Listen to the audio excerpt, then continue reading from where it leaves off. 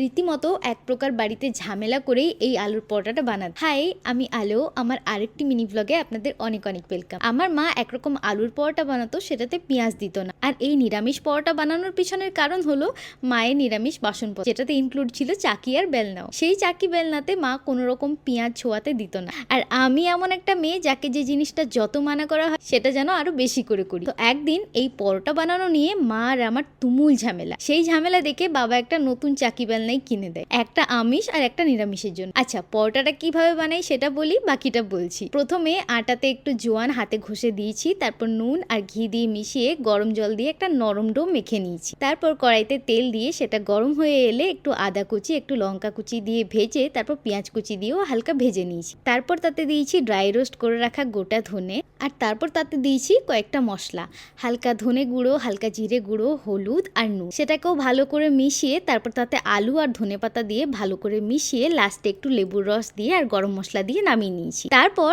আটার লই বানিয়ে ফিলিংটা ভরে তাওয়া গরম হয়ে এলে এপিট ওপিট করে বাড়িতে বানানো ঘি দিয়ে সেঁকে নিয়েছি। ব্যাস, তাহলেই রেডি এই মারাত্মক স্বাদের আলুর পরোটা। আর জানেন তো, এই এত কাণ্ড করে পরোটা বানানো হয়ে গেলে, কথা মতো পরোটা বানিয়ে খাওয়া হয়ে গেলে আমাকে পুরো গ্যাসটাও ধুতে হতো। এবার আপনাদের কাদের কাদের বাড়িতে এই জিনিসটা আছে আমাকে নিশ্চয়ই কমেন্টসে জানাবেন। আর আপনারা আলুর পরোটা কিভাবে বানান সেটাও জানাবেন। আর এই রেসিপিটা যদি ভালো লেগে থাকে তাহলে আমাকে নিশ্চয়ই ট্রাই করে জানাবেন। তো এই তো ছিল আজকে shorts. Follow for more. By.